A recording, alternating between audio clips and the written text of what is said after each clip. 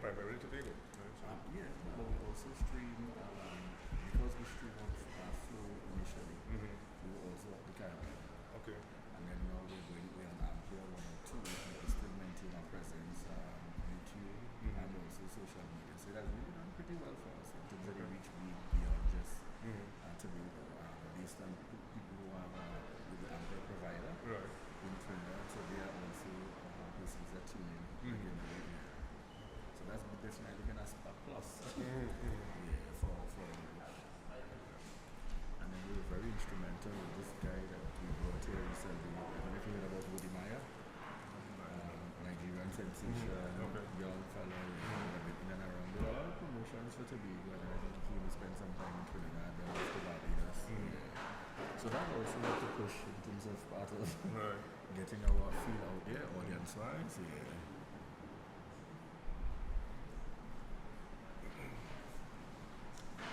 So it's a work in progress. We only got, I joined the team when we started up in 2021. Yeah, in the latter part of 2021, October. Right. Yeah, so it's really been enjoying a good level of growth within a short space of time. Yeah. I suppose one would say that there was room for it, you know, in the media space. Yeah. So what's sort of distinctive or differentiating about your programming? Well, I think for us, mainly our morning program is more so built out where there's a main hour 7 to 8 that might be focused on what we more topical issues, and then the 8 to 9 hours for like a greater level of deliberation. But we have a change in hosting setup for the arrangements. Similarly, as well, we do like a brunch program. We run news in the evening, but it's a shortened version, half hour in terms of the time frame. But we try to do a lot of things to provide content for persons who are not here, but want to actively follow what's happening in Tobago. Yeah. So that's kind of our primary audience base, especially outside of Trinidad and Tobago. Yeah. A lot of persons who you want to follow up. Yeah. So it gives that flexibility. Because even if the plan and time side, which has been around there, has been around for some time, traditionally you could only see the flag, the cake, which is the cake. Right. So you couldn't see it in Trinidad. Right. So they've now tried to put it online. Well, of course, I suppose you've got others in the market doing it, so you recognize now. Right. Yeah, I can no longer just leave it to the TV screen, so to speak. Yeah.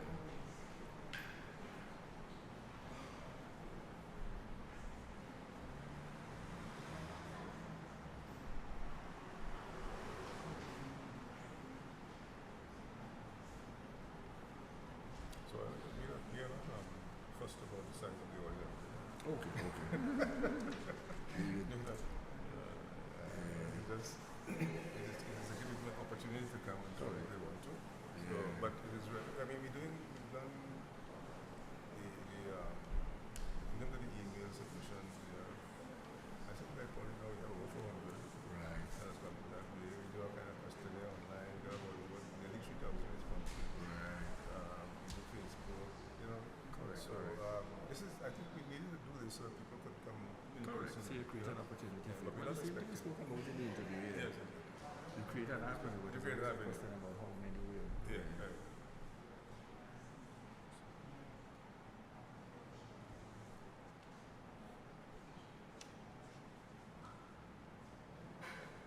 And of course, nothing depends on the balance.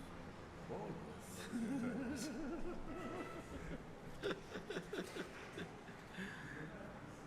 because you know how that goes.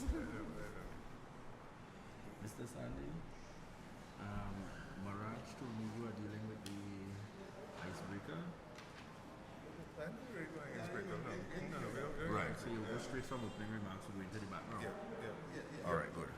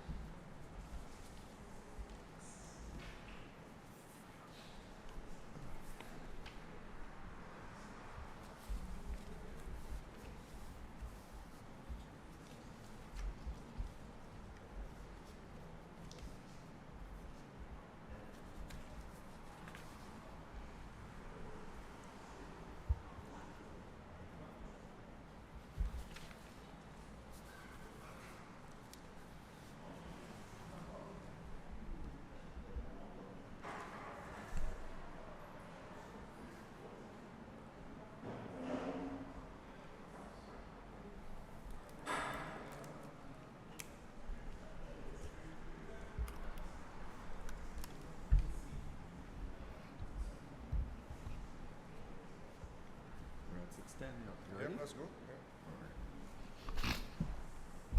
Yeah.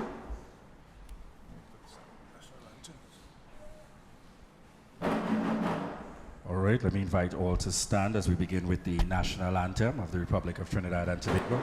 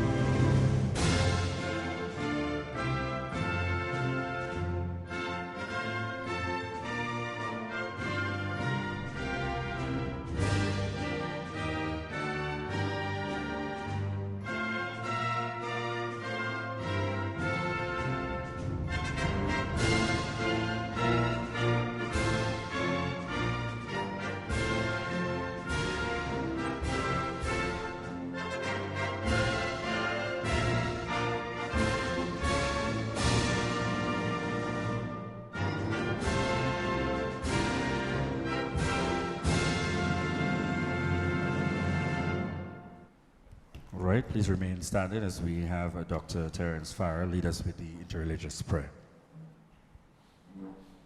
Almighty God, giver of all good things, look with favor upon all of us gathered here this evening. Shower us with your blessings of peace, love, and fellowship as we engage in the consultation with the people of Tobago East for the betterment of the lives of the people of Trinidad and Tobago through constitutional reform. And at the end of these proceedings, take each of us safely back to our homes and our families. Amen. Thank you very much. Please be seated.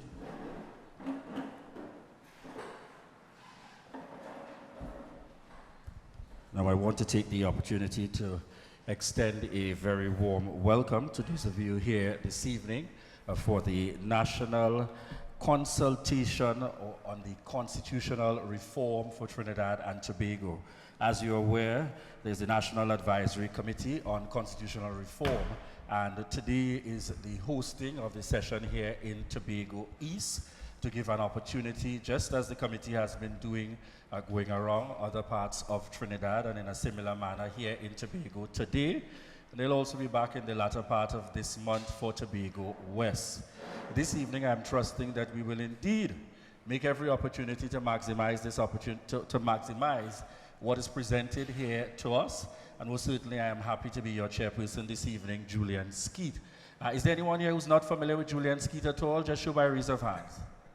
All right, so then everyone is familiar. So it means when I kindly ask you to come one seat forward, you'd have no problem being so kind. So let me invite you all. Just come one seat forward. Everybody in the mix. Come one row forward. You all are so kind and so gracious. Thank you very much. Greatly appreciated indeed. One of my former class teachers used to say, let's leave the back for the latecomers. All right? So thank you so much again. And at this point, we go straight along to invite to give us opening remarks a member of the committee, Mr. Ray Sandy.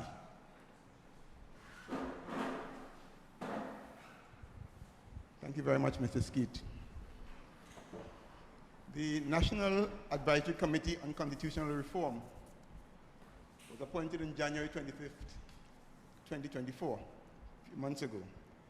And the team comprises of Mr. Baranja Sinanan, Senior Counsel or Chairman, who unfortunately could not be with us today. On my right is Dr. Terence Farrell, our de facto Chairman today. We have Ms. Jackie Sampson Miguel, also unable to make it today. Mr. Winston Rudder on my left as a member. And the other members are Ms. Hema Narayan Singh, Mr. Nizam Mohammed, Ms. Helen Drayton, and yours truly, Ray Sandy. The committee is to formulate terms of reference for a national dialogue on constitutional reform for Trinidad and Tobago. And our instruments of appointment mandates us to consider the diverse nature of the national society, its historical evolution, and progress made in nationhood since attaining independence and republican status. So our role today is really to listen to you and to hear from you as far as constitutional reform is concerned. So I'll now turn over to the de facto chairman today, Dr. Terence Farrell, who will brief you as we go along. Dr. Farrell. Yeah, this one. Yeah. Thanks very much, Ray. So just by way of background, I'm happy to be here in Tobago East. I start these meetings by pointing out that this is the 5th time that the country, since the 1976 Constitution, which is our current Constitution, so our current Constitution is all of almost 50 years old. This is the 5th occasion that we are attempting constitutional reform. The 1976 Constitution, which we had, essentially came out of the work of the Wooding Constitution Committee, which worked between 1972 and 1974. It was a very comprehensive document, and it's on our website for those of you who want to access it. Very comprehensive document, but unfortunately, Dr. Eric Williams wasn't too pleased with some of the recommendations in it, and many of the recommendations of the Wooding Commission were not reflected in the 1976 Constitution. In fact, in many respects, the 1976 Constitution, which we have, is very much the same as the 1962 Independence Constitution. The important changes were that we became a republic, so that the Queen was no longer our head of state. We had the President as head of state, and we had some powers taken away from the Prime Minister and given to the President in terms of appointments and so on. But basically, the structure of the 1976 Constitution was very much the same as the 1962 Constitution. But in fact, it's even worse than that, because the 1962 Constitution was actually done in a fairly hurried kind of fashion. Some of you may remember that we had a federation, a West Indies Federation, between 1958 and 1962, 61 really. In 1961, Jamaica decided to leave the Federation, and that precipitated a move towards Jamaica and Trinidad and Tobago moving very quickly to become independent. And the British were very happy to have, they were getting rid of their colonies, and they were very happy to have us go. So we went through a process, a very quick process of getting that first independence constitution done.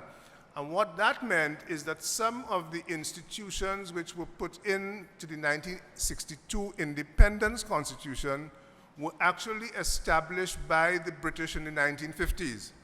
So I want you to understand that many of the institutions that we have in our current Constitution were in fact established in the 1950s by the British.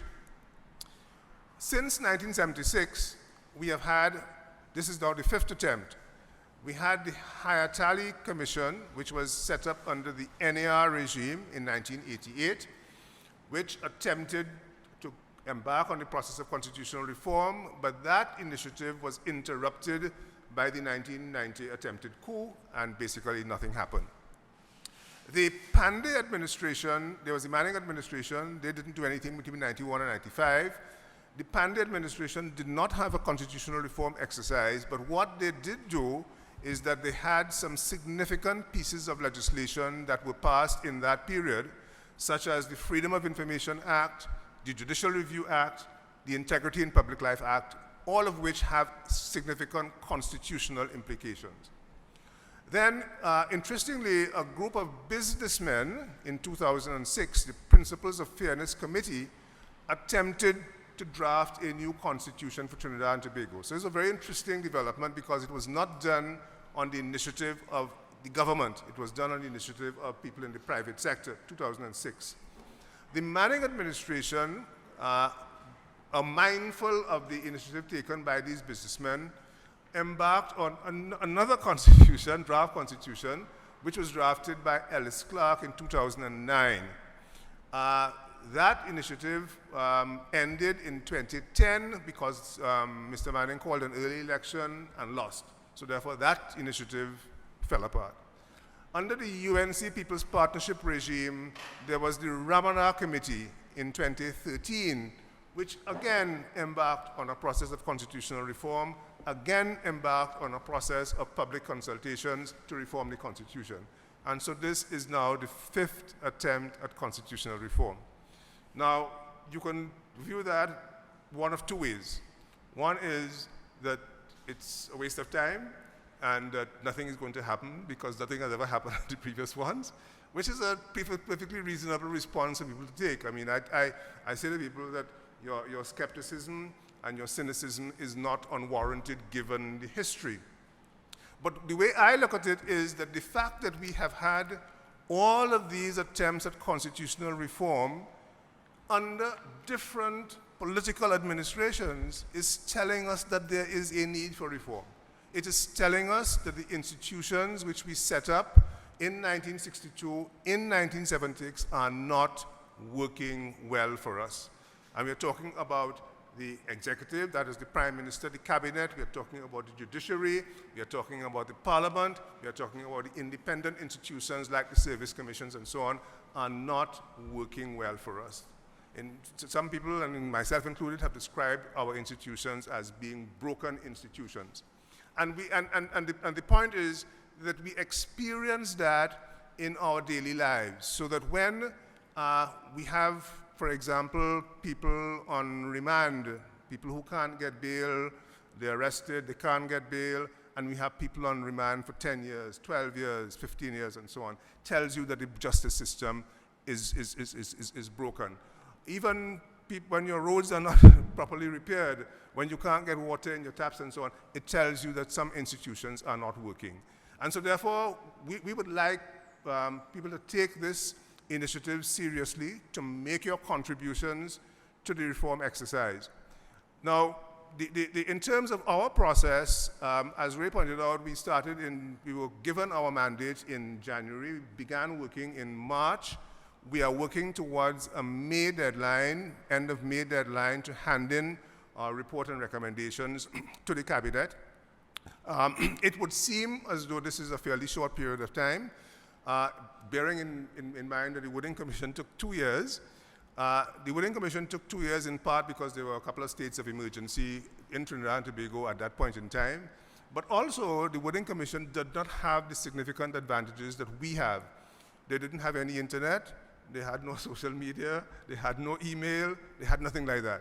So the only way of talking to the people was actually going around to the country and talking to people. We have the advantage of having the technology available to us to communicate with people, and we have been using that. So to date, we have received about 400 email submissions that have come in to the Secretariat. We also engaged in discussions with experts, people, constitutional lawyers. We also engage with people involved in the social sciences, political scientists, and so on, getting their views on reform. And we are engaging in these public consultations across the country. We are going to all 14 regional corporation districts in Trinidad, as well as in Tobago, Tobago East and Tobago West. So we have 16 of these public consultations where you can come and express verbally what your thoughts are on constitutional reform. And we have the advantage that we also have the reports from Wooding, from Hayatali, from Principles of Fairness, from the Clark draft, from the Ramana Committee draft, all of which material which we have, and in fact, as we told you, it's up on our website. You can consult any one of those previous initiatives and see what recommendations were made. So we are taking all of that material, as well as the material we gather from submissions, from talking with you in these public consultations, and we will be able to craft our report and recommendations, hopefully by the end of, not hopefully, definitely by the end of May. So that's the background to what we're doing, and with that, we'd want to invite you to come. Yes, I'm saying to indicate that and to welcome Dr. Faith Israel, the Deputy Chief Secretary of the THA. Thank you very much for being here. Thank you. All right, thank you very much there for our chairman for today. And just before we dive on in, giving a background in relation to the project at hand, just want to provide you with a bit more information. The members of the committee, I know that Mr. Ray Sandy spoke to the individuals by name, but just to give you a sense of the background, the chairman of the committee is actually a former speaker of the House of Representatives, as per interest in an SC. As chair, we have here with us today Dr. Terence Farrell, former central bank governor and attorney at law. We also have our very own Mr. Ray Sandy, former Tobago House of Assembly chief administrator, and Mr. Winston Rudder, Public Service Commission chairman and a former permanent secretary in the Ministry of Agriculture.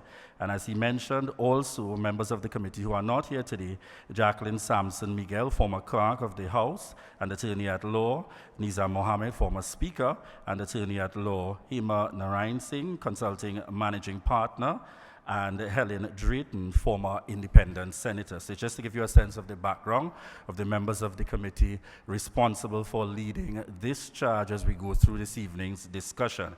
And certainly in recognizing our Deputy Chief Secretary, I'm also recognizing the fact that she's the assemblyman for Belgarden, Glamorgan, I hope I got the name correct this time, for the Belgarden, Glamorgan area, and also Secretary with responsibility for the Division of Health, Wellness, and Social Protection in the Tobago House of Assembly. So certainly welcome this evening. All right, and at this point, ladies and gentlemen, we proceed straight into the question and answer segment. Of course, the committee has determined that this is where they would want the majority of the time to be spent, given the nature of the activity here this evening. There's a simple request that before contributions are made, you are asked to indicate your name and the area that you are coming from. A general location is fine. And further to that, in the first instance, we would want to indicate an approximate time of just about 5 minutes or so per contribution, just for allow for movement. And in the event that we go through the respective persons making contributions, we'd be happy to take you a second and third time around accordingly. All right, so with that said, we go into the question and answer segment immediately. For those wishing to ask a question, we'll be utilizing the microphone on your left and to my right. So the floor is now open. So who's going to start us off for this, the first, the historic one happening in Tobago?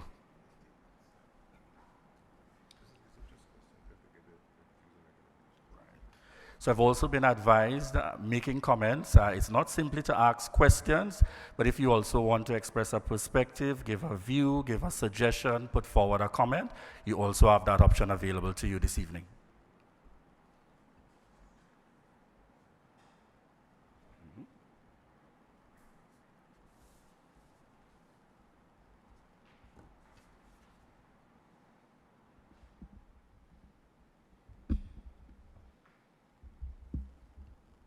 Good afternoon to the Commission, and good afternoon to all the persons present here. My name is Vanus James, and I am from Charlottesville.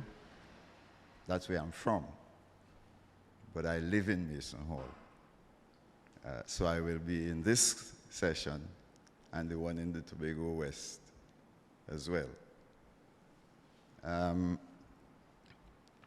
First, let me congratulate the Commission on the work it has been trying to do on this extremely important matter. When I first heard Dr. Rowley announce the Commission, a media person, I went on television actually, a media person asked me what I thought about it, and I said, Dr. Rowley is doing the right thing. One of the first times I have seen any of the prime ministers in the country really doing the right thing. This is the right thing to do. Much like Dr. Farrell was saying there a while ago, there's a sign that something needs to change. But when I heard the announcement, I thought to myself, there is a right way to do the work. And I didn't think I would need to wait on the Commission to do it that way. The people of the country and the communities in particular own the country. And I thought if we were going to change the Constitution this time around, as compared to the first and the second and other times, we would need to go to the owners and ask them, how do you want to organize yourselves to govern yourselves as a society? So I took it upon myself to put my own resources on the deck and go to every community I could get through to before a final report is prepared on their behalf and submitted to you. I have a draft from 5 communities I have already spoken to. And in the meetings with them, focus groups of community leaders, village council leaders and so on, they impress on me the importance of doing 2 things. Reporting faithfully what they're saying, so we have transcripts and we have a summary report, and translating what they're saying into an appropriate language that could be understood by the technical team about the way they want the Constitution to work. I know I only have 5 minutes, so I will want to give you a brief synopsis of what they're saying, and I promise to submit my report to you in 3 stages. The one I have already prepared for the 5 I have spoken to. One, by the time we get to the 22nd, I will have spoken to several more. Reflect that. And at the end of all of that, while you are assembling your work to the end of May or whenever it is the end of your work, I will completely exercise on their behalf and get it all to you. They are making 5 critical points that I think are central to the way the Constitution needs to be approached. The first and most important thing the communities are saying is that they want community rights to be reflected in the Constitution, not merely individual rights. There is a Bill of Rights that speaks to individual rights. They want a part of the Bill of Rights or a supplemental Bill of Rights to reflect the rights of the communities to pursue their self-determination agenda, looking after themselves rather than depending on anybody else to ensure development. And they complain bitterly about the consequence of not having that in the form of huge amounts of neglect of large parts of Tobago, lands for me, Speyside, Charlottesville, Roxborough, bitter complaints from all of them that they are being left behind because not much power lies in their hands to look after themselves. And they even compare themselves with Canaan Bonaccord, and they said the only place they're seeing development going on in Tobago is down in Canaan Bonaccord, and they're lucky down there because they have the airport, Storby, and Pigeon Point, and Swallows. But they are all feeling left behind. I guess you would understand that, those of you who are from Trinidad, with Toco and Mayaro and Pinal and all those places. They want community rights to self-determination and empowerment fully reflected in the Constitution. So that's the first thing. They have elements to those rights, and there are 5 I want to mention. And take my seat and I will submit my note to you. The first is that they think there should be 3 layers of government in the country, not 2.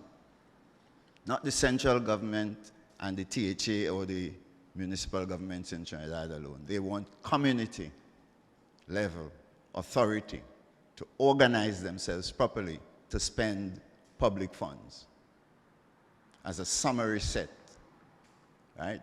They want that kind of empowerment.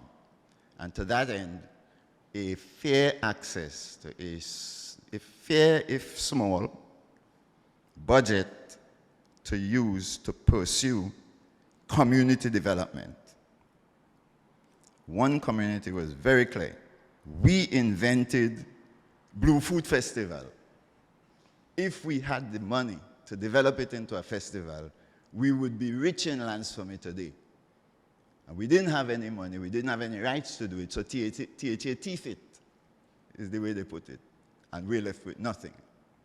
They want to put an end to that and give room for them to pursue creative community entrepreneurship.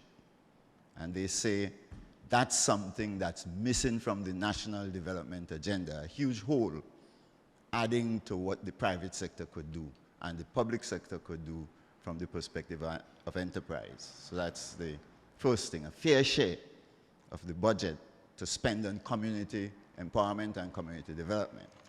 The second thing they want is a right to be recognized in the Constitution as having the right to formulate and create a community authority to spend the public funds.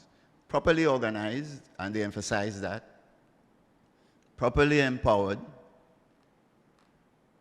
fair, inclusive decision making. All those rules could be created as regulatory elements of the constitutional provisions in the language of the Constitution, but they want the power to organize themselves as community authorities to pursue community development and spend public funds to that effect with full accountability, transparency, all the other things. The third thing they want, very clearly, and they emphasize this, they do not want government at any level above them to make any decision on anything that would impinge on what they're doing in the communities without the right to weigh in on what the government chooses to do. And they put it this way: we want a say. We don't want the government to make no decision and come and tell us this is how it must be. We want to have a say in the way decisions are made by the THA whenever the decisions are likely to affect us in our communities. This is 5 communities so far, all unanimously saying the same thing. They say they want that for the THA, and by implication I would say the communities would, if they were saying that in Trinidad, would imply that for the local government bodies down there. But they also want, this is the fourth demand that they are putting forward, they want the same provisions for access to policy-making and law-making opportunity to influence those at the national government level. So the communities want the right to be able to appear in any forum appropriately defined in the Constitution to weigh in on education policy, on health policy, on infrastructure policy, anything that would affect them and their efforts at community empowerment for the THA and for the central government. And the final thing they want reflects their experience with being left behind. They asked me, can you find a way to say for us that we need some special organ in the government that is responsible to ensure that no community is left behind for 62 years in the way we've been left behind. We don't want this to go on. So we want some specialized agency in the government to take responsibility for ensuring spatial equity of access to development opportunity. That's profound in my view, from my experience studying the process of development. And all around the world, the institution that provides for that is an elected Senate. And when I ask them, can I say this is what you mean? And I said, what an elected Senate would have is responsibility for that spatial equity. And you will arm that elected Senate with a special capacity to advise and consent on the capital budgets of the country or of the THA and the distribution of the capital budget across the communities in the form of that small provision they want as a fair provision. So they want that 5 set of things as the fundamental elements of community empowerment recognized and provided for in proper constitutional reform. I find the answers to be profound. I will end on this note.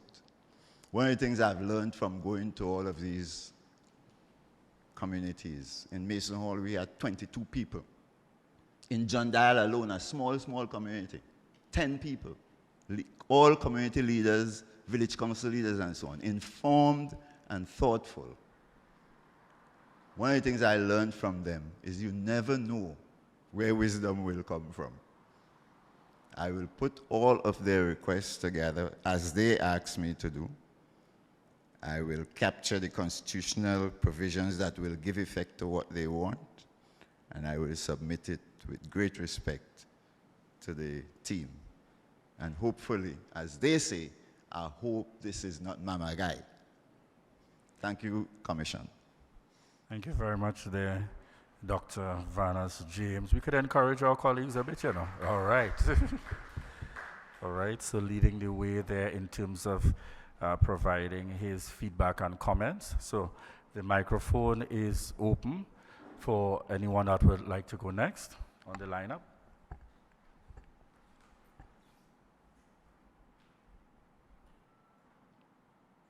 Remember, this is an opportunity for you to have your say. It's not for the members of the committee to have the greatest voice here this evening, but rather for them to hear the feedback from those of us gathered. So they're really looking forward to hearing from those persons gathered here today, even if it is comments or general feedback that you'd like to provide.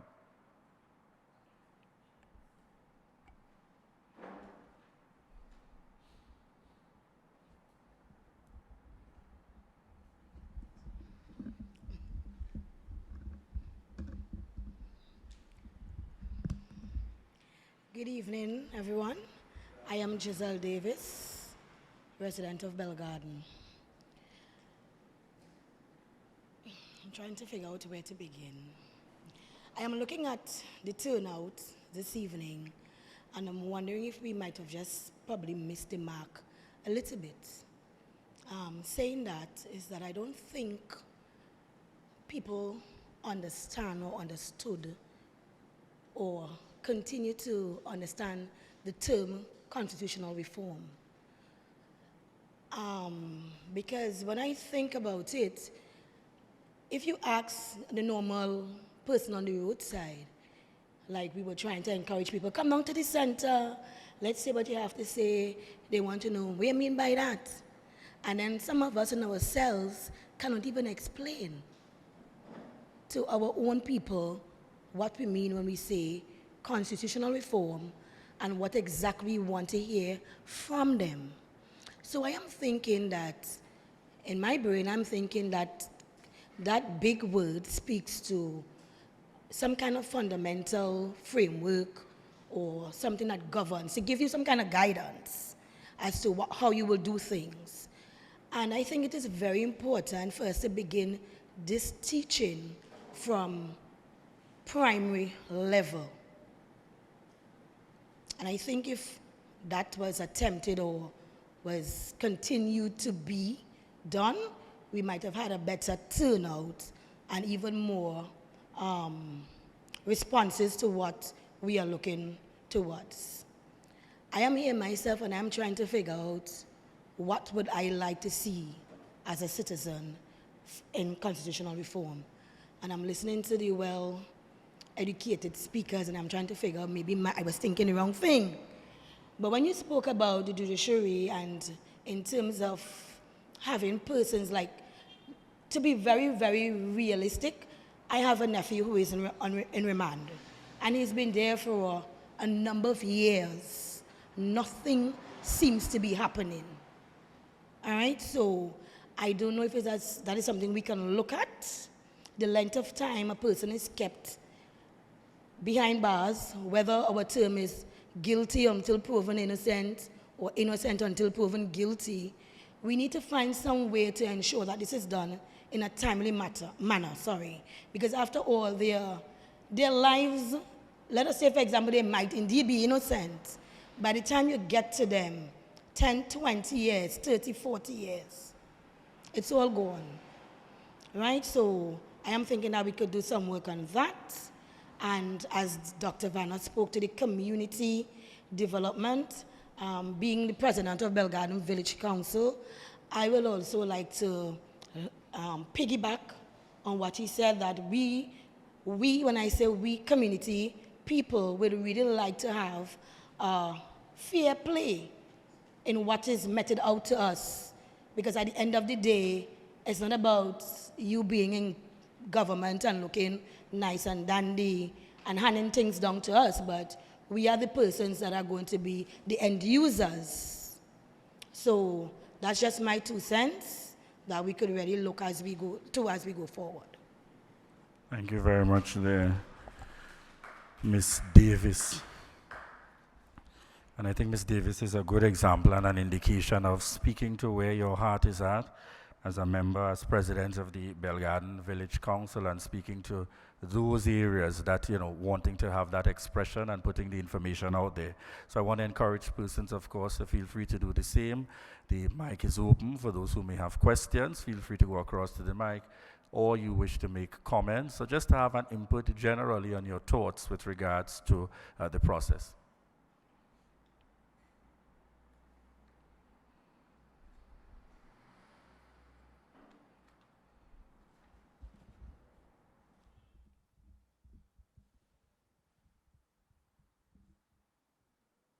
Good evening, everyone. My name is Marlon Rajman. I'm a resident of Goodwood. In this consultation, how much regard is being given to equity of status between Trinidad and Tobago, where the laws are concerned? And I give you one example that has been bugging me for many years. Question 31 of the Motor Vehicle and Road Traffic Regulation. What is the maximum width of a goods vehicle in Trinidad and Tobago? 8 feet in Trinidad, 7.5 feet in Tobago. I don't know how many vehicles lose half a foot when coming off the boat. And this has been so as far as I know. And nothing has been done to examine this and remedy something that might seem trivial. How can it be 8 feet in Trinidad and 7.5 feet in Tobago? And we have to write an exam acknowledging this to be fact. As Sister Davis mentioned, prisons. Why is there no facility for women in Tobago? Why are we so disadvantaged and continue to be disadvantaged? Is constitutional reform going to address something like this to remedy those inequities that plagues us in Tobago? Thank you. All right. Thank you very much there, Mr. Rajman. All right, so the microphone remains open for contributions.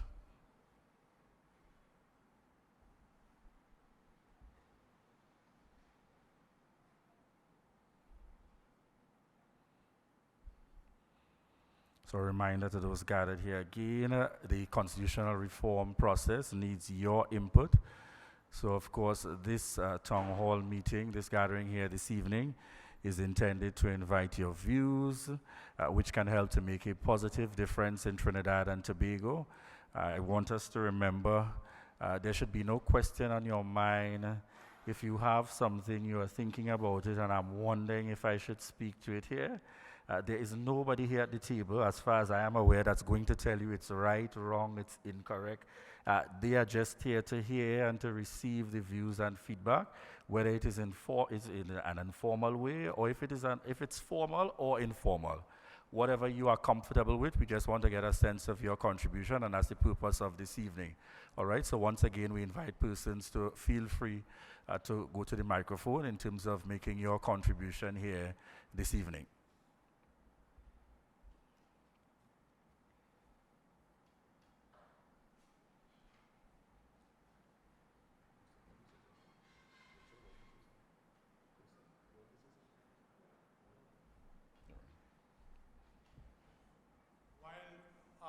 My name is Winston Rudder, and while we're generating some interest in the audience, I would just like to share something I know that is relevant to the point that Dr.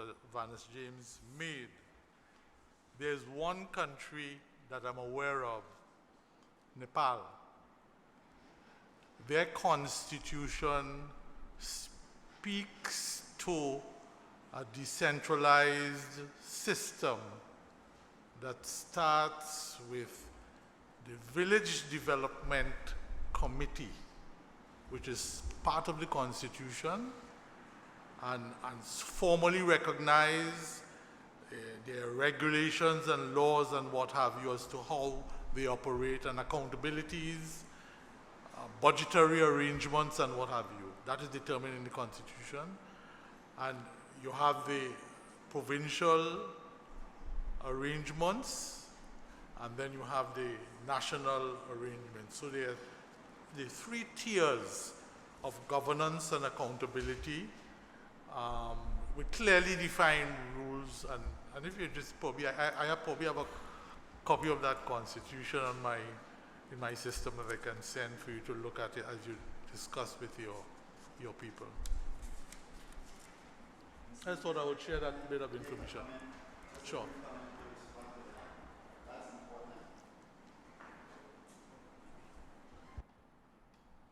Just based on my work in the UN system,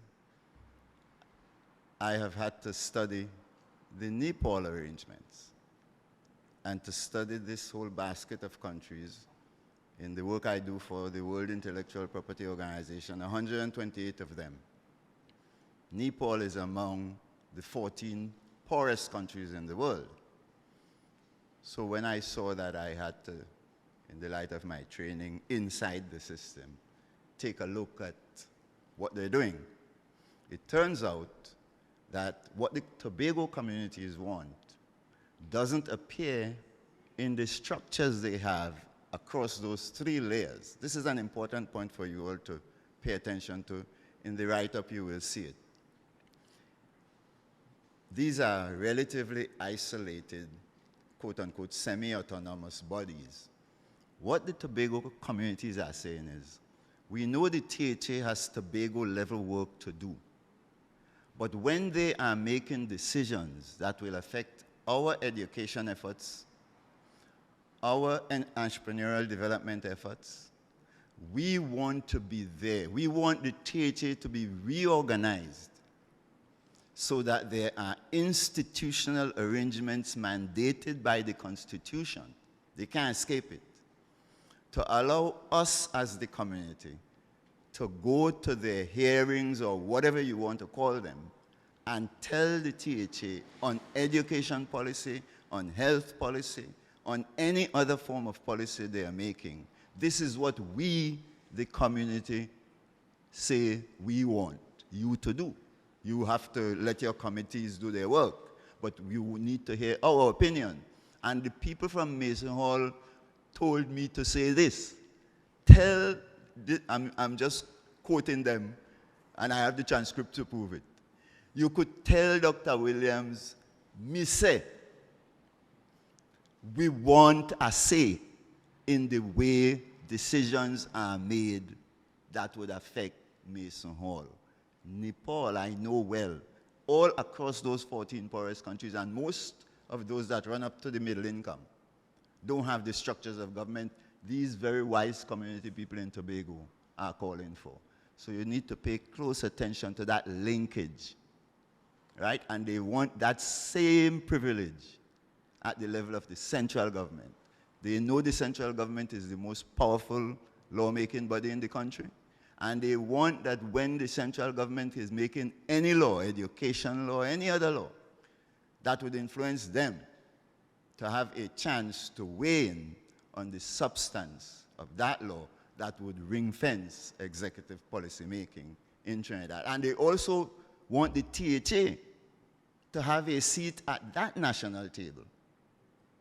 So they want a chain all the way up to the top. That's a different structure from my professional experience studying the Nepal system. So it's not just the three-tier, it's the linkage that these wise people in these communities giving me an earful about. Every one of them, the 5 of them. All right, thank you very much there, Dr. Vanas James. All right, so the microphone remains open at this point for views to be expressed. Proceed to the microphone.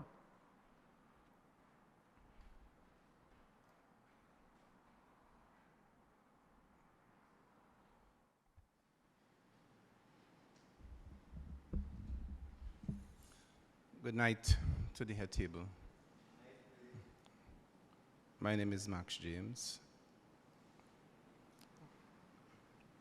My comments tonight are informed by the fact that I was once a secretary in the Tobago House of Assembly, and I represented this area, Belgarden, Goodwood. Mr. Chairman, I have been struggling to make sense of this whole process. Why do I say that? Sometimes I tend to be very blunt, and sometimes because diplomacy eludes me, and it's time perhaps diplomacy eludes us here in Tobago. Before the Parliament at this time, at the Joint Select Committee, we have a bill from Tobago. A bill that seeks to set us apart within the context of Trinidad and Tobago. It has been stuck in our parliament for a number of years. And we do not know what that outcome will be. But on top of that, we are now asked to contribute to constitution reform, and that question, or the questions that are before, or the ideas that are before the Joint Select Committee have not been settled.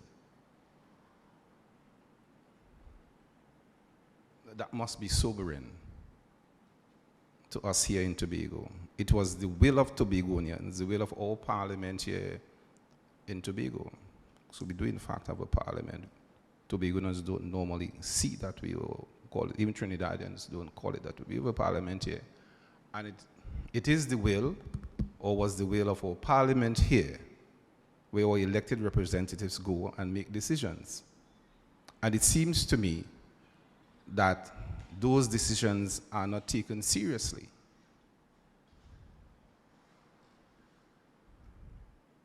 I'm 65 years this month, and I don't know when we in Tobago will see the light of day being able to manage our own affairs without interference from Trinidad.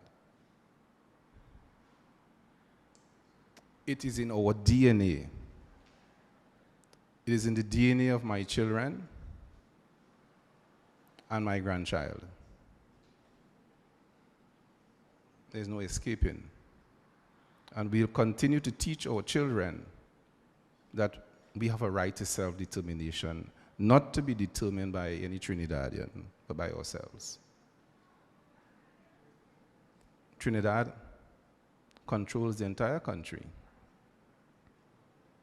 Our gas, which is stolen, and oil, which are stolen every day. And we hardly get any returns or a fair return for what belongs rightfully in Tobago's waters. And then we have a Tobago-born politician who happens to be our prime minister, says constitutional reform, ignoring completely, absolutely, what the will of Tobagonians through a democratically elected system, the Tobago House of Assembly. Ironically, it was the PNM Tobago House Assembly, not that it had started it, that sent those bills down to Trinidad. We need to know before these talks can be of any meaningful value to us, what is the outcome of those ideas? How can we, in the face of all of that, proceed? This is an affront to our democratic systems, Mr. Chairman. I come from a family that is very independent of thought. I'm right here from Belgarden. And Tobago's democracy and development mean a lot to me. I want my grandchildren to grow up in a society where decisions are made by Tobagonians and not made for us by people who we don't know, except defined by an island called Trinidad. So the Constitution talks, we don't know.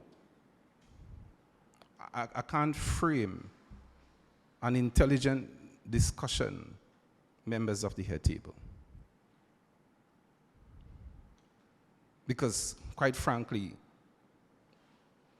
I think that the ideas before the Joint Select Committee of our Parliament should be answered first. Are these ideas that are the GSC now subsumed or are subsumptive to these talks? Are these talks just an election gimmick? Should they be taken seriously? If ideas that have been sent from Scarborough to Port of Spain are dammed at the coastline, if the ideas from Tobago's parliament are not taken seriously, what about ideas that come from individuals? Would they be taken seriously? We have a structure that says laws must be proposed from Scarborough and agreed by Port of Spain. You are serious attorney, Mr. Chairman, for tonight, I think you are? Oh, right. And therefore you understand what I'm saying. So I don't know if this is a wasted exercise, because the most serious forum from which our ideas were pulled and sent to Port of Spain have been wrongly disavowed and not acknowledged at all. So where do we say? But notwithstanding, I'm still required, for whatever it's worth, to say a few things. It isn't going to be exhaustive, but I'm wondering whether it will come to a waste. But as I said, notwithstanding. So first thing, the country needs to have its name changed. No longer should we be called Trinidad and Tobago.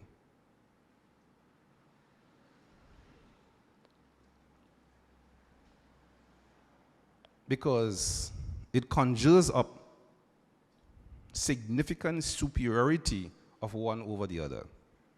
And that is why countries such as Canada, Switzerland, United States, and so forth, they have cantons and provinces, as the case may be. But you never hear a canton called before the other, or a province called before the other. They've amalgamated that into one name, Canada. They've amalgamated that into one name, Switzerland. They amalgamated that into one name, the United Kingdom. So I think that some mechanism ought to be put in place where we have a name that addresses one union and not one name called before the other. You would appreciate, members of the head table, that it was the British that fused us together, because it wasn't viable for them to have different administrations and all of that. And we have inherited a situation which has not benefited Tobago.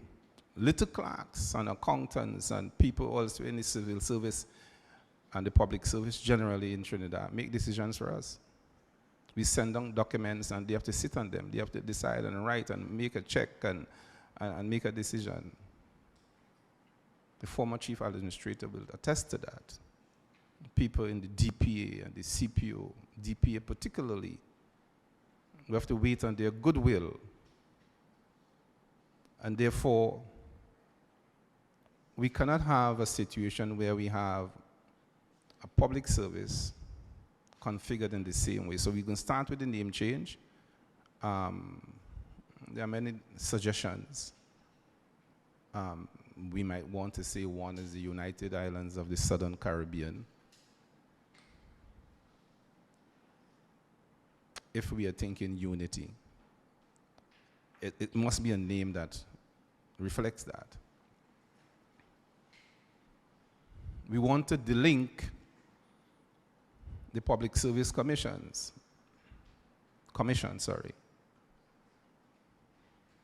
the Teaching Service Commission. We should not have to depend when sometimes no one from Tobago, or it's tokenism that one person sits on a commission. Even as we have here tonight, one member from Tobago, my schoolmate, Mr. Ray Sandy. And we figure it's all good. It's tokenism. And just as my brethren was saying, we should have a voice in it too. Tobago makes the country larger than if Trinidad was by itself. We want to have fixed in our constitution our rights to our God-given heritage. Trinidad takes all our oil and gas, carry them to Trinidad and give us 4.3%. And it's all well and good. You have all the highways and byways and large buildings and institutions.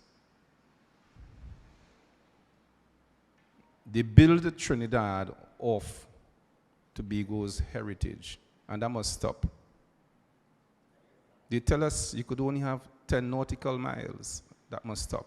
So the Constitution should fix all of those things. But again, all those things will form part of the ideas that are before the GSC. So are we rehashing those things? Why should the parliament elsewhere tell us what our jurisdiction is? When it's a lopsided parliament where we have only 2 representatives.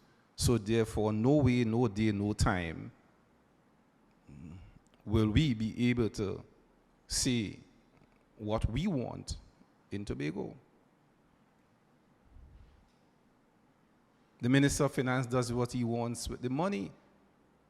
Monies are not sent to the Tobago House Assembly in accordance with the laid down precepts in the law.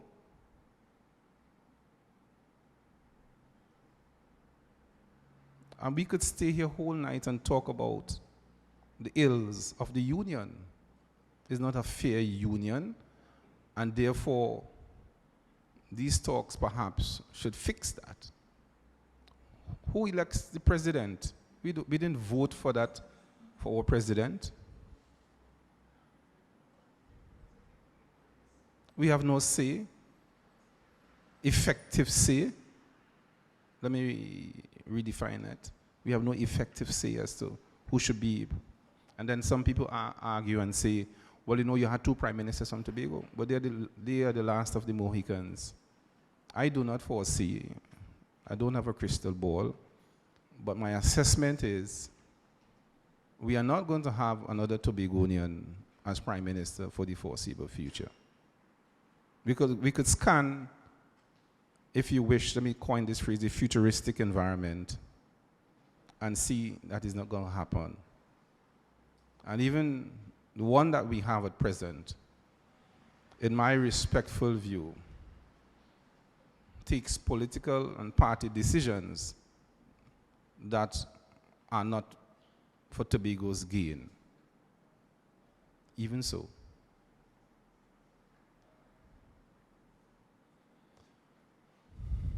So I'm really hoping that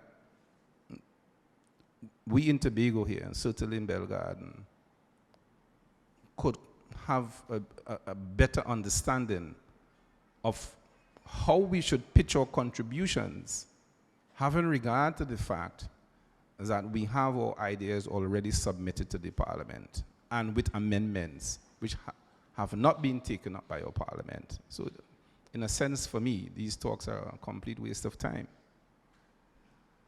It makes a mockery of my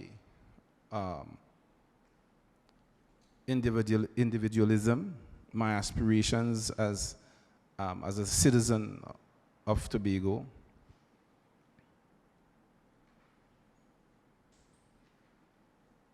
It makes a mockery of the whole process. But you have a job to do, and I respect the job that you have to do. But I'll be very happy as somebody who is reasonably well educated to things make, I operate in an environment where things make sense to me. This doesn't make sense. We haven't completed a task and an assignment, but yet we are putting another assignment on top of an unfinished assignment. You see what I'm saying, Dr. Farrell? And so I don't know if you will be good enough to tell me now, right now, what should our contributions be if you have the information that is, how should we frame our discussions having regard to what is stuck up in the parliament? Does your frame of reference, have you informed of that? Are you able to say so, Dr. Farrell? Are you finished? Or you No, I'm waiting for an answer, then I could proceed. I really want an answer. Okay, so let me try. So there are two parts to the answer, I would say. One is that, and this is, I want to say the second thing first. Anybody in Tobago, just like anybody in Rio Claro, Mayaro, and so on, would have views about Trinidad and Tobago and the Constitution. You'll have views about how the parliament is constructed. You'll have views about how the president should be elected. You'd have views about the service commissions and about whether or not that should be decentralized. There are, if you might put it, there are national issues to which everybody, whether you're in Trinidad or Tobago, can speak. One of the things that we did, and this was part of my response to the intervention from the Bell Garden Village Council leader, is that we put up a questionnaire on the website where we asked people a whole range of questions, almost like a poll about a whole range of issues. And we're going to put up another one on Saturday coming, right? And people have responded to that in their thousands. I don't know whether they're from Tobago or from Trinidad, but I'm saying that we have views about those things anyway, quite apart from the Tobago self-government issue, okay? On the Tobago self-government issue, we have been given no instructions or mandate in respect of that issue. We know that when we were given this assignment, that those two bills were there and sitting in the parliament with a constitution amendment bill. So there is something in there that sits down that is amending the same constitution that we are looking to see how we're going to reform. So we have taken that on board. We have taken it on board. We've looked at the bills. We know where the bills have come from. We know what has animated and driven them to get to where they are. And we're also aware we live here. We know that nothing has happened with those bills. Our approach as a committee is that we have looked at the bills, we have started the process of discussion with certain, with you of course, and getting those kinds of views, but also we've spoken and continue to speak with some folks from Tobago on the bills, where the bills have come from, what the thinking is. We've interrogated some of the issues, some of the key points that are in those bills, the Constitution Amendment Bill, as well as the Tobago Island Government Bill. We've asked questions about it because we come to it from the perspective of the entire exercise. So let me give you an example. I mean, I don't want to go on too long about this.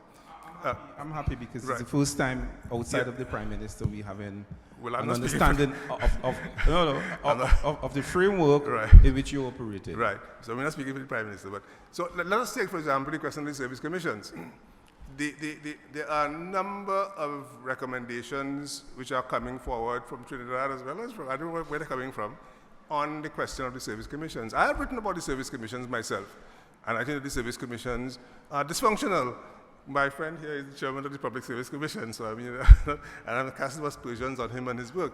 But my view is that the service commissions are a British colonial institution. It was done in the 1950s, before our independence constitution. I don't know if you were here when I was making that point.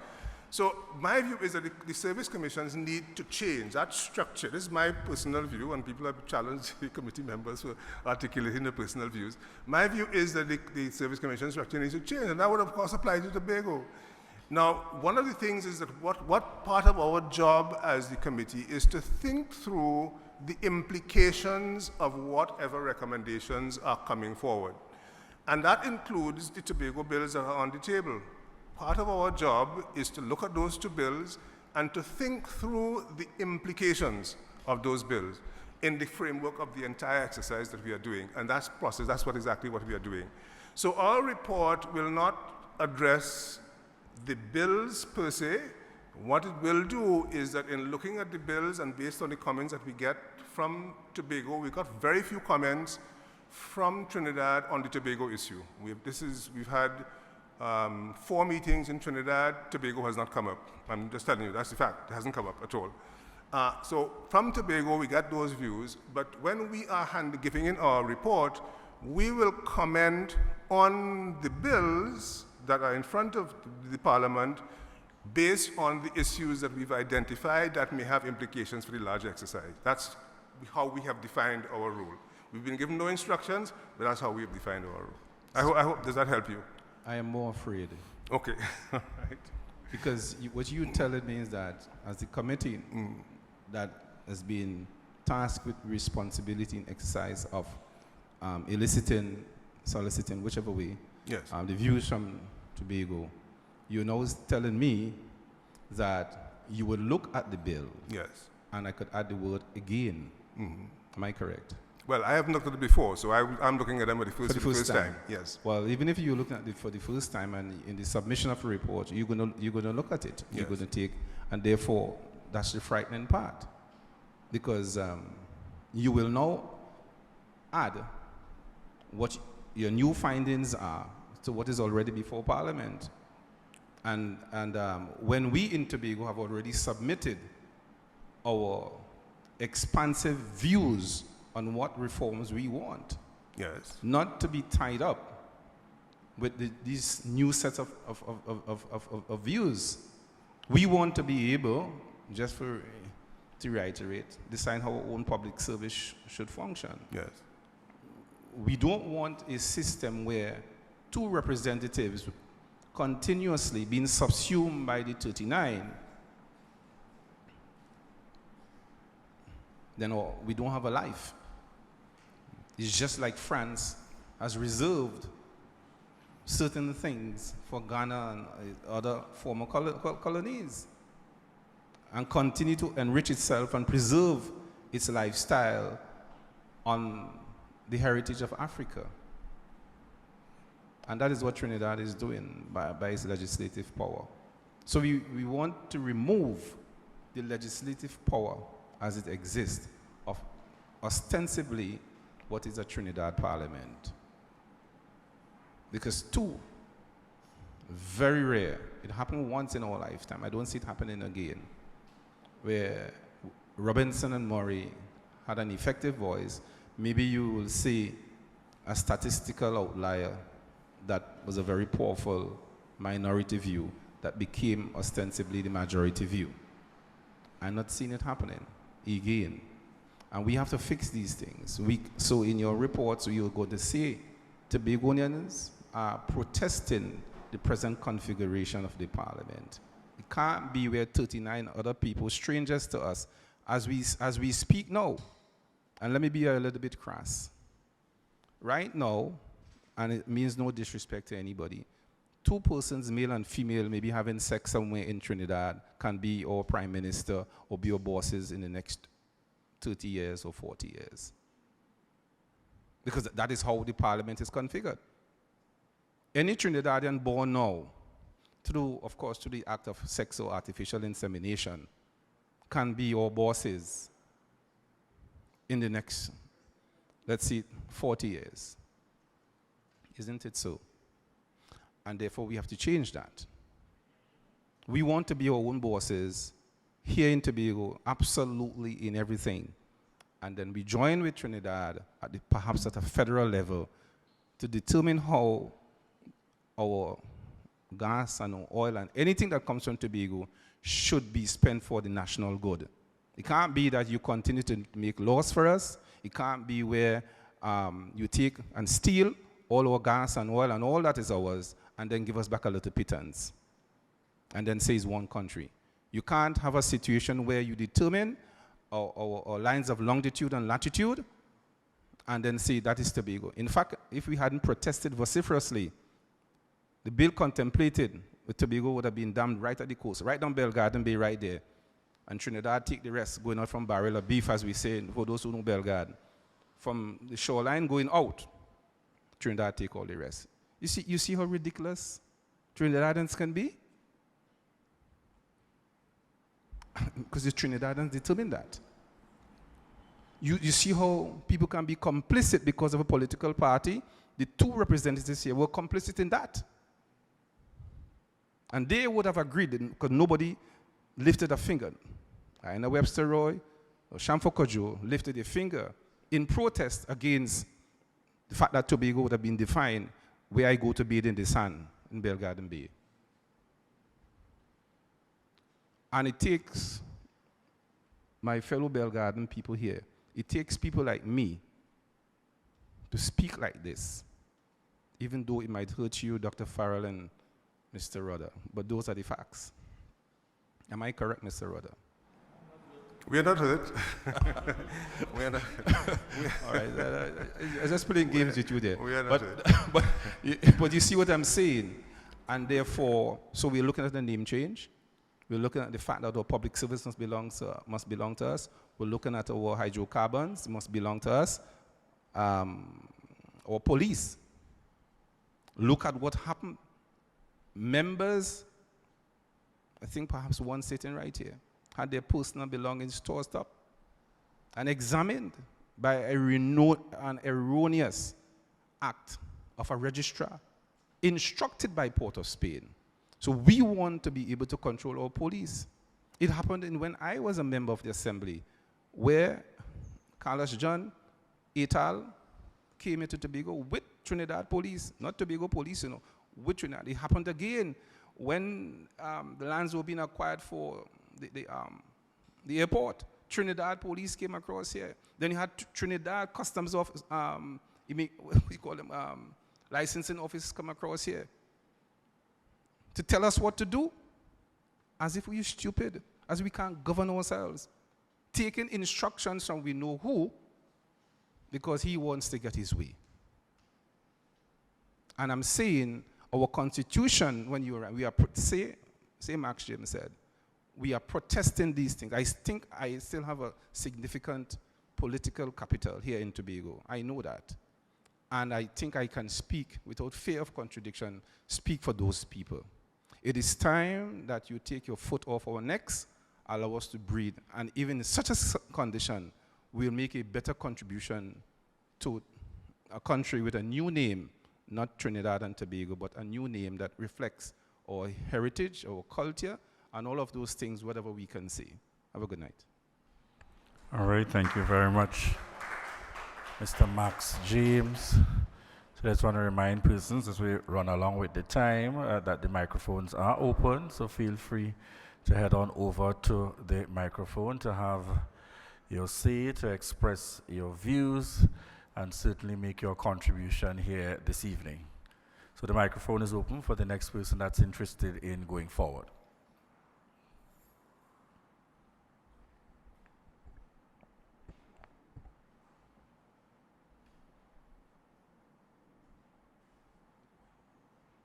To the head table. I am Mr. Henley Andrews, better known as Saki. So, my little view is that I will agree with most of the things that Mr. Mascrim said.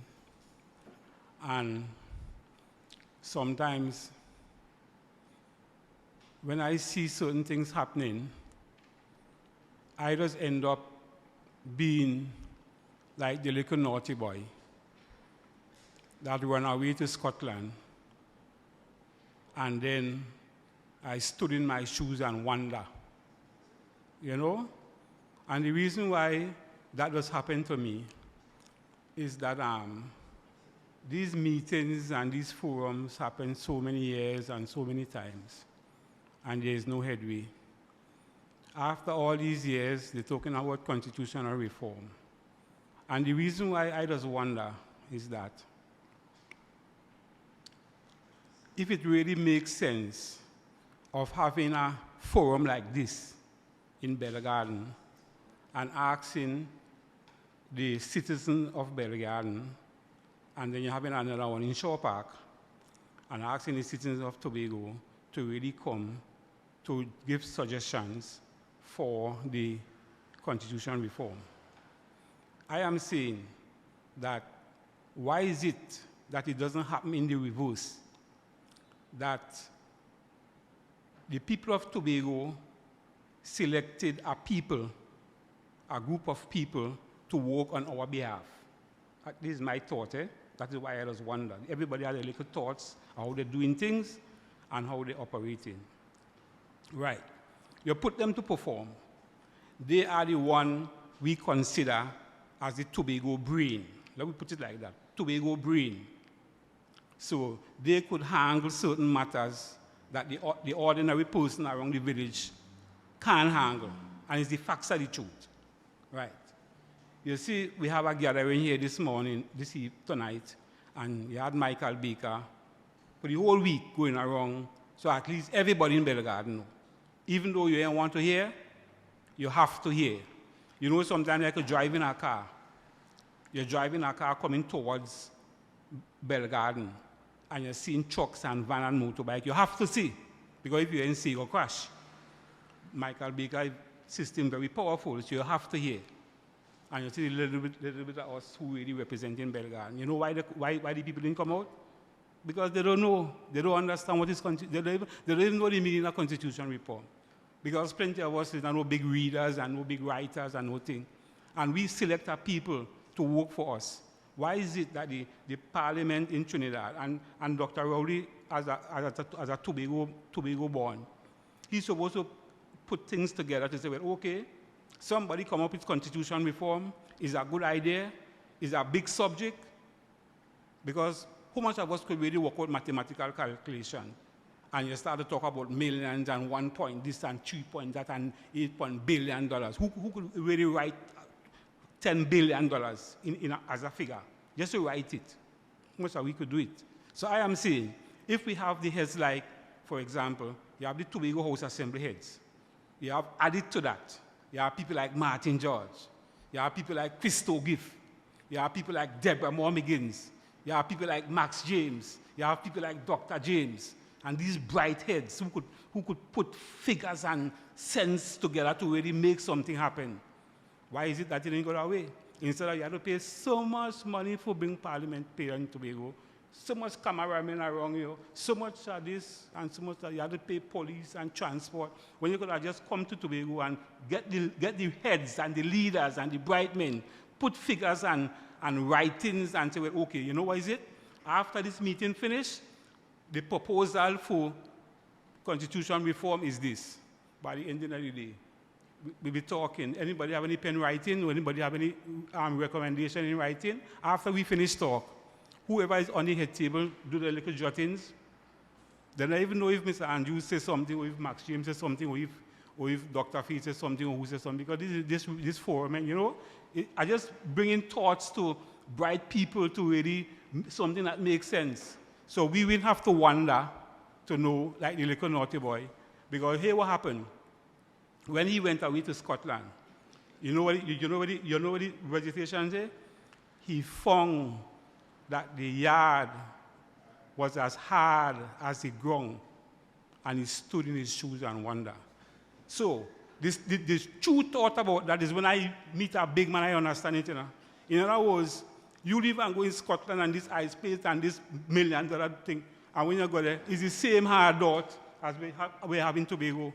So I just say all that to say that we shouldn't take our people to make Mickey Mouse in this modern time. We should make something that Dr. Rowley and the people and get together and put something concrete and say, well, you know what is it? These things happen as one of the brothers was talking a while ago, since 1950, and we want to revive it. How much people know what happened in 1950 as a constitution? So, okay, you know what is it? This is modern time. Colonialism gone, Now is a group of people, even though you quote some language or you quote some history, you don't even know what you're talking about. So put something properly in writing, and then we move on with the country. Instead of just having another shop talk, another street talk, and at the end of the day, with dollars going along the road, and then we go say, well, we have money. I mean, Dr. Faith is here with us. I'm glad to see her because she represented us here in Belgarden, but with the rest of them. This should be a nice parliament. We should have a parliament in Tobago here and get the parliament from Trinidad, come with the parliament in Tobago and go down with some sensible and say, well, okay, the Constitution said this, and you're going to reverse this, and you're going to write over this, and you're going to put that for the benefit of all of us. Because the reason why I want to support Max, I could bring 1 point, I could bring 2. I could bring 2 points. And it's plenty here, but you know, as I say, other people want to talk, so I don't want to talk too long. Here's something. A simple person go down into the register and asking the girl or the boy, I ain't quoting no name, I would like to have a business registration. They will tell you, you have to go on your phone or you have to go on the computer and register for the business. Long ago, we used to write up a little piece of paper and send it to them. And at the end of the day, you know what they will tell you? How long will this thing take to approve? They will tell you, they don't know, but it should be about 3 or 4 days. But you know, you have to go to Trinidad. And when Trinidad approve it, then they will send back the message to Tobago and say, on your phone or wherever it is, because you have to get WhatsApp and all kind of thing to register now, you know. They will send back the answer to say, well, yes, your business is approved. So there's no qualified person, even the chief secretary, there's no qualified person to be able to say, well, okay, yes, Mr. Andrews want a business, and the business name X by 4, and he's okay, and your business register. You have to go to that source. As low as that. Somebody make a baby, and you want it to register, you have to go through Trinidad to come back. So I'm saying I am not fighting separation, and I am not fighting secession. I am fighting togetherness. That we work together as a team, because Tobago cannot, this is my logic, Tobago cannot survive without Trinidad. And Trinidad can't survive without, but we could do it side by side, as Mr. Hochoi Charles used to say, side by side and together we aspire as the national anthem, and together we achieve. Because there are certain things that happen in Trinidad. If you and go down in Trinidad to get certain things, especially if you're running a business, you can't survive, you know. The flour, the matches, the rice, everything comes to Trinidad. I was just hearing a guy on Brother B station was saying, I didn't even know that. Sometimes it's very good to listen to this station. There's no maybe license or no legal license for a ship to leave from any part of the world to come to dock direct to Tobago. You cannot do it because there is no proper legal something for a ship to come direct to dock in Tobago. You have to pass through Trinidad. So if the ship and them coming away from Guyana and he pass in Tobago waters, why he can't dock in? So things like that we could put in place. Dock in, throw off your lumbers, throw off your goods, almandos, penny savers, put all the businessmen together. He has a bakery. He must have so much 100 pounds of flour he does want when the day comes, but he have to go down, for he to get flour, he have to go to Trinidad. And so I'm just saying that, you know, we could put some of these things in place that to make life a little easier. Let the ship dock in, dock out, go down to Trinidad and continue the journey going up just how the tourist boaters run. So things like that we could really put together, and then we work like a nice unit team, and everybody happy and loving with one another. God bless. Thank you.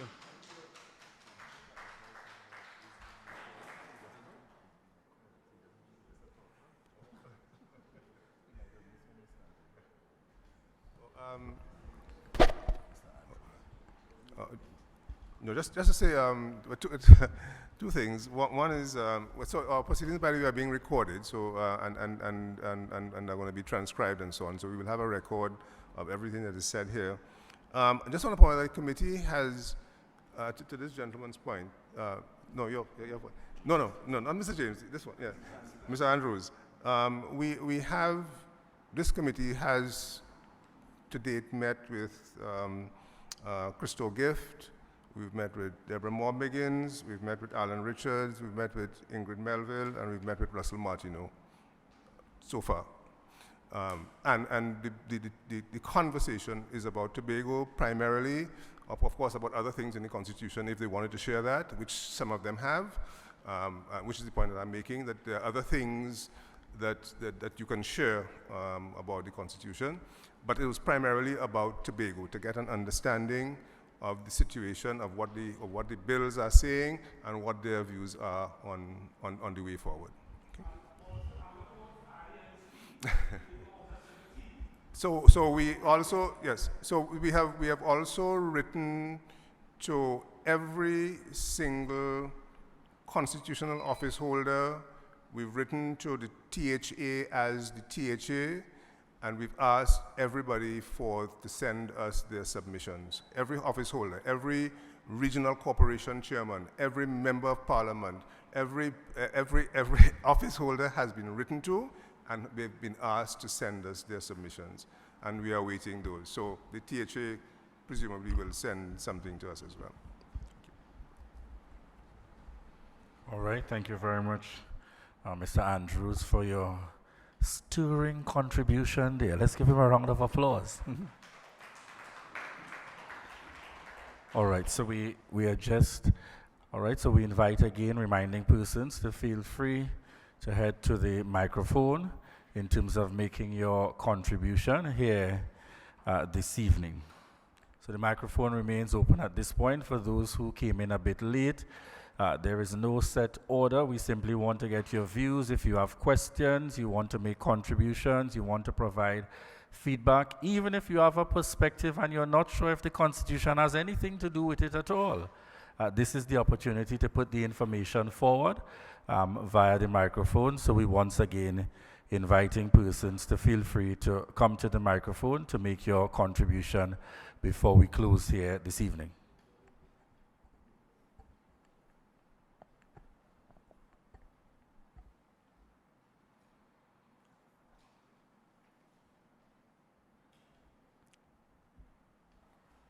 Good evening again.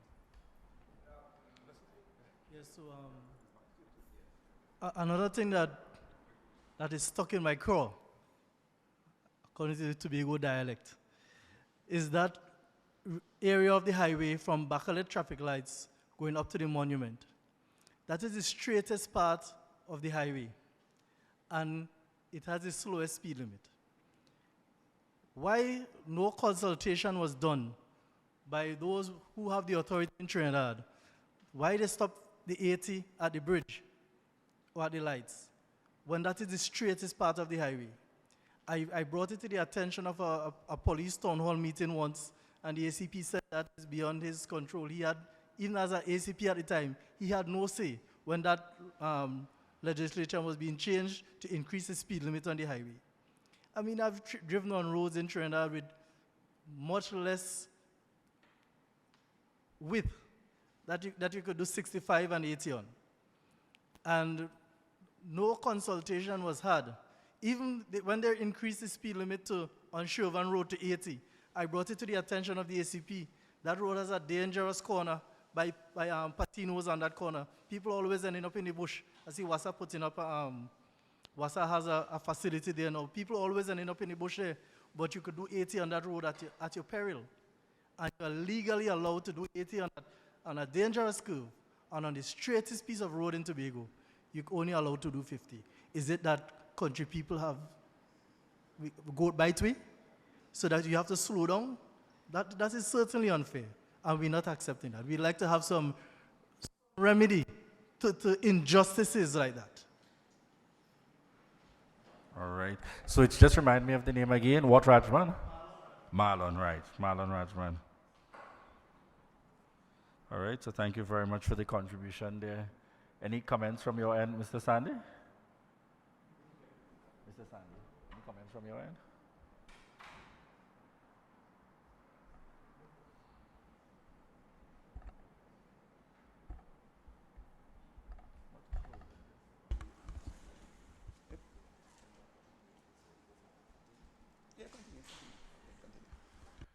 All right, so we continue in terms of inviting feedback from members of the public. We're just at about 7:40. I know the estimated time frame here is that we go until just about 8. Open question and answer, comments and feedback. So we continue to invite those of you gathered, those who may have just joined in. The microphone is open. Feel free to go up to share your views, to share your concerns, which the members of the committee that are present here are certainly taking note of the information being presented.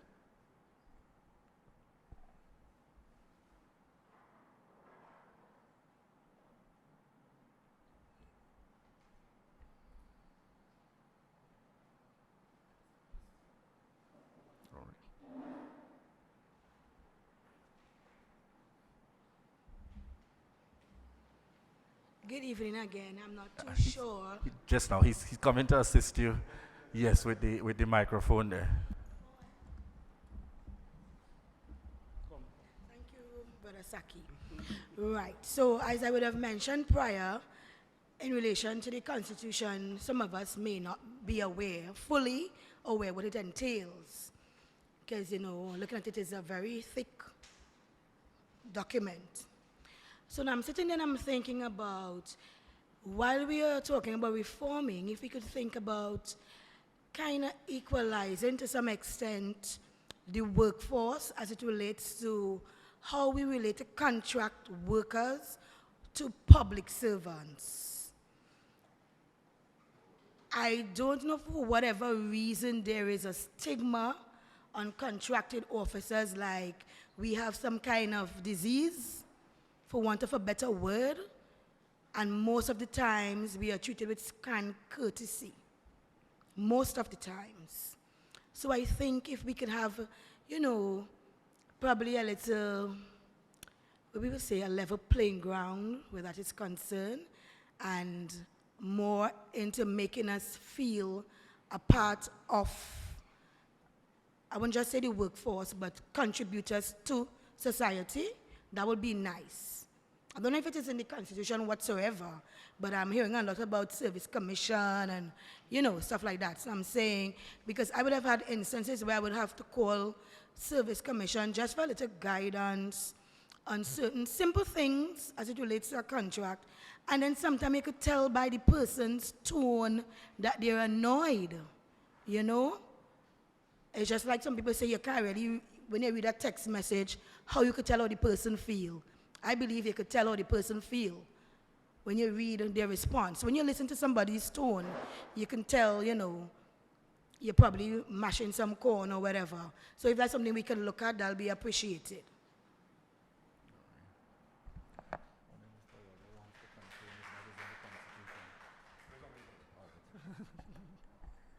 All right, so the microphones remain open in terms of putting forward your feedback and information.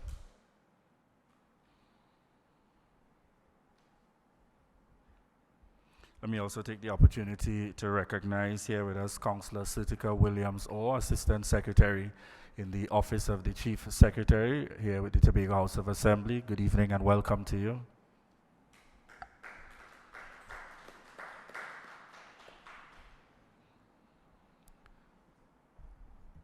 So this is your opportunity to have your say.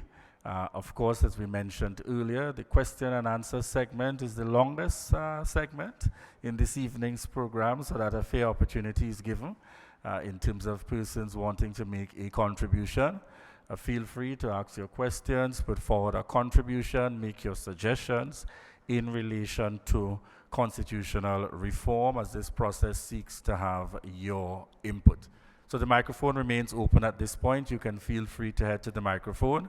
As a reminder for those who are now joining, you're simply required to state your name, the general area in which you reside, and the contribution that you wish to make here this evening.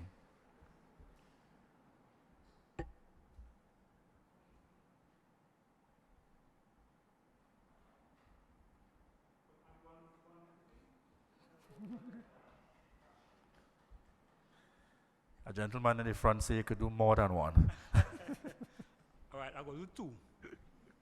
I want to suggest Just give that 1 when- second, so he'll just adjust the mic for you very quickly. right, in constitution reform, I want to suggest that when an old man retire, after he has done all his years in the division as a daily paid, he can get a pension just like a monthly paid, instead of you're having monthly paid as a special human, like a bracket, a special bracket around us. And the daily paid come like little puppy dog, nothing for you. Okay, you can't get a pension. And if the daily paid could get a pen, if the daily paid cannot get a pension, I also want to suggest that old age pension should be a right and not a grant. Because if the rights of a monthly paid civil servants, whether you're paying national insurance or you're not paying national insurance, you will get your pension. But here what happened, if you are a daily paid, you would not get a pension and you would not get old age. The reason why you wouldn't get old age is because you're involved in some little small business, over with us called kakada business. A little thing, you're doing a little shop, or maybe you're running a little taxi or you're pulling bowl, and they catch you. As a matter of fact, one guy who and me his age went to school together, and he meet time for old age pension. And the started was to give him old age pension, and somebody must have make a report and say, but you know that guy does be selling mangoes when mango season come in. You know, they cut it down from 2,000 to 1,005. And we always have to give accountability just because you're using your brain. You come back with the same brain story. Just because you occupy yourself to do some little thing while you're old. I'm using the word old. I don't have no problem if anybody call me old man. Me, I have no problem with old man. The fact remains, the reason why you have to retire at 60 and the reason why they just give you old age pension at 65 is because you're old. That's the facts alive. That's how God make we. We have to go down. So if the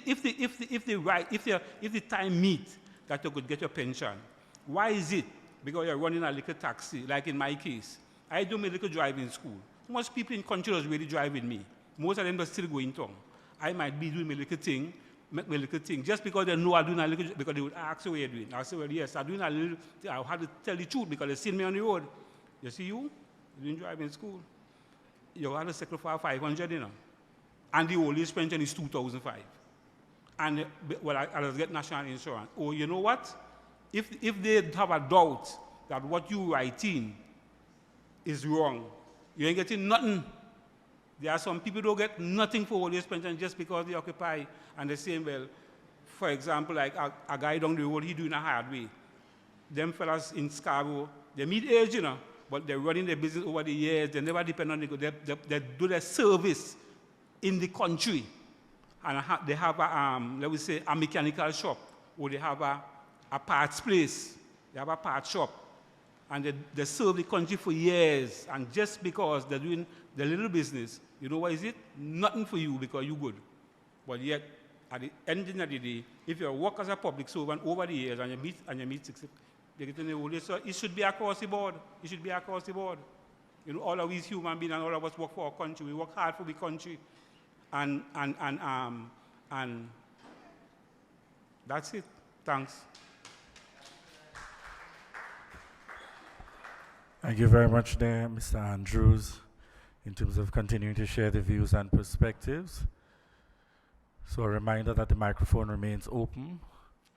Before we get to that point of closure, we are coming down to the final few minutes before we wrap up today's proceedings. So we want to remind the persons, those of you gathered here, that this is your opportunity to make your contribution via the microphone. Just feel free to step forward, indicate your name and your general area.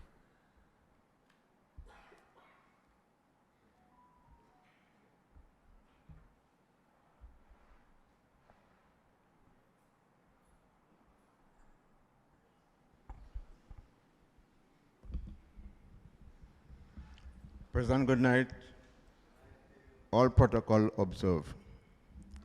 My name is Kenrick Andrews. I'm from right here in Belgarden. My concern is about crime. I think they should bring back the hangman system. When somebody kills somebody, hang them. Right now, people killing people and getting bail to come back out on the street to commit more crime again. I know this is not a forum for politics, but many times in Parliament, the government tried to bring certain laws to deal with the crime situation. And the opposition they're not supporting it. And I'm thinking about people, safety, and things like that. You can't just put politics in front of people's life. Look, 2 days ago on the news, you see a little child was beheaded. My God, this one take the cake. It was very heinous. So I would like very much if the government could get the support to bring back the hanging. That's my contribution. Thank you very much, Mr. Andrews.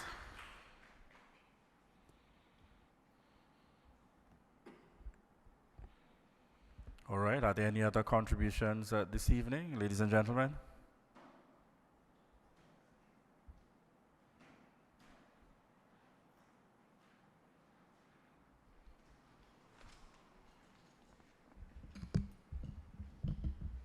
Yeah, hello, good night. My name is Ian Robley from the Belgarden Bay Road area. If I may piggyback on what Mr. Andrews just said, along with hanging the criminals, another aspect of it is witnesses. What proper support system are there for witnesses? Because I may witness a crime, but because of lack of confidentiality in the system, I will not want to come forward unless it directly affects me, because I don't trust the system. So that is an integral part of the whole paradigm. We must be able to trust the system. If we do not trust the system, we would not come forward and give no information. That's one. The other thing, as Mr. Andrews mentioned, yes, someone commits a crime today or tomorrow, and before you think they back out on bail, right? And the judiciary, as I know, it is in a mess. I had a simple matter in the court for ticket offense with the police, and it took me 4 years to get it resolved. A simple ticket matter. Every time you go, they postpone, they put it off. And as we all know, we had COVID over the last 2 years. COVID gone. It's still around, yes, but it's not in no big way again. And the judiciary is still closed. You still have to do things online. So I'm wondering, I say, so the COVID right now is only affecting the judiciary, because all the other areas open back as normal. Who feel to wear a mask, wear the mask. But the judiciary is still closed. You still have to do everything online. The same matter I had with the court for the traffic offense. I was in the comfort of my home, doing what I have to do with online. And just because when whoever tell me, put on your mic now, put on your camera now, and I put on my camera, and I smile. I was smiling. The judge asked me what I'm smiling. I say, ma'am, that's my personality. But no, because I'm in the comfort of my home. And I was just smiling. She asked me what I'm smiling at. I said, ma'am, that's my personality. She didn't say an extra because she couldn't win me on that. If I like to smile, I like to smile. So I am saying I love my country. I love Trinidad and Tobago, and I would go nowhere else to reside. I will go for a holiday, but I'm coming right back here because I love my country. And as Mr. Andrew said again, crime, it's really, really, really, really out of hand, really out of hand. Tobago, which was once the gem of the Caribbean, it's started getting spoiled.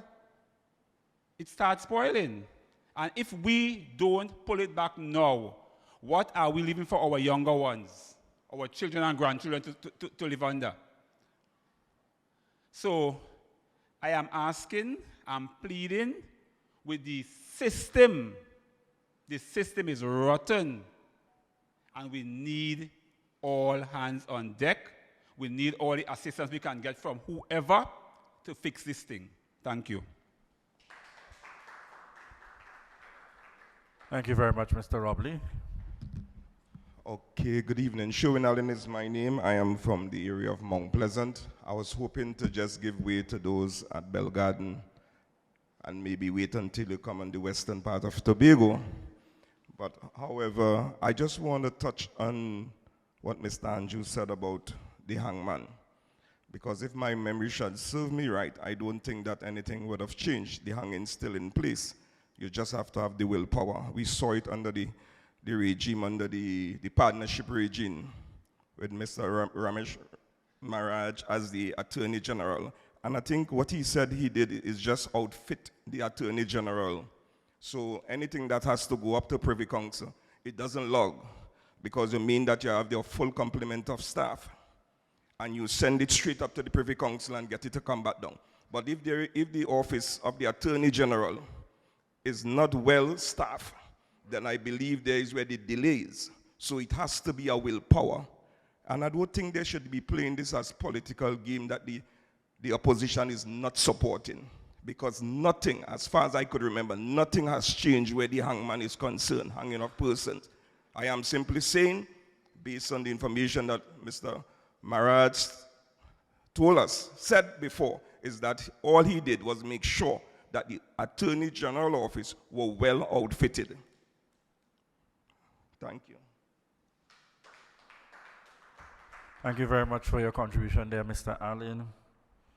All right, so I'm inviting, before we close, are there any other comments or contributions before we close off this segment this evening?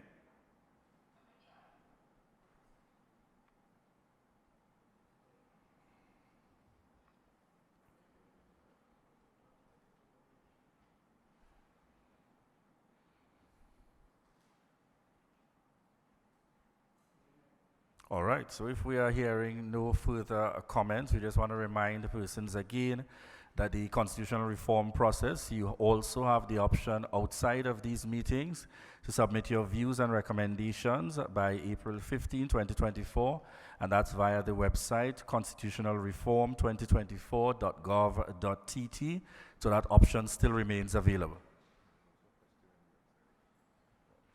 Right, there is also an option in terms of the questionnaire on the website that gives persons the opportunity to provide additional feedback, and there will be the Tobago West Town Hall meeting that would be returning to Tobago. That's on Monday the 22nd. On Monday the 22nd of April, that will take place at Shaw Park. So there will also be another opportunity there for Tobago in terms of making contributions and being able to provide your views, feedbacks, and comments to members of the committee.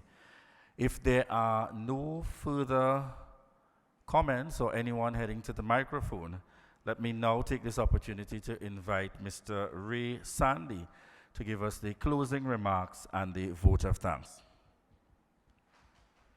Thank you very much, Mr. Skip.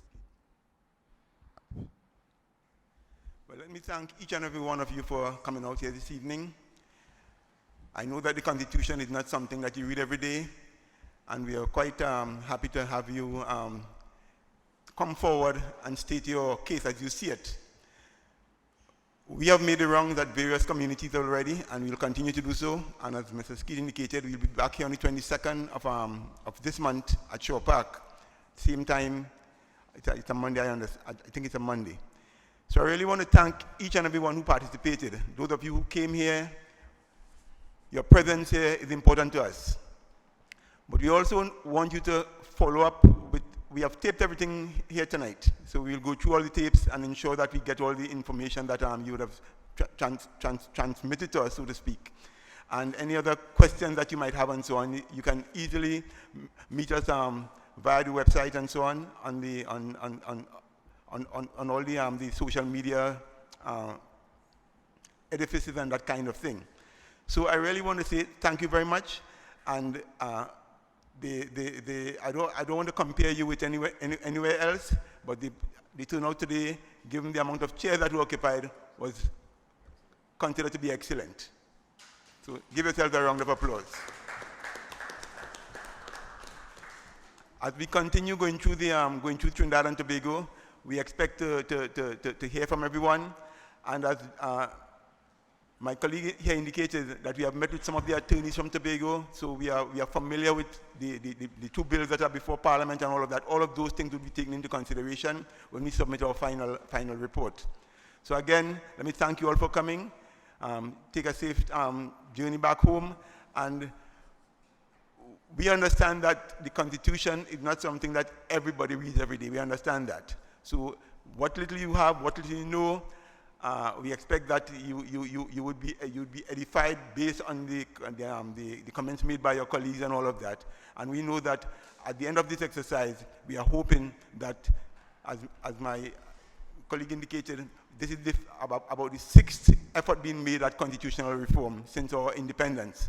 And we expect that this one would be the one that would really come to fruition, because we have received over 300 and something emails with recommendations and that kind of thing. So we want you to continue to send the information into us. We have some deadlines that we have to meet let's say by the middle of this month. We want to get all your emails in so that we can incorporate them in our final report. Again, thank you very much for coming out, and may God bless you as you take your journey home. Thank you very much. All right, thank you very much, folks. So this has been the Community Outreach and Town Hall from the National Advisory Committee on Constitutional Reform. And once again, we want to say thank you very much to each and every one of you that took the time out. Of course, we now move into that informal and lighter process. You can feel free to mingle and to interact with members of the committee if you want to have a one-on-one. But once again, we thank you very much. I'm Julian Skeet, and thank you very much for having me.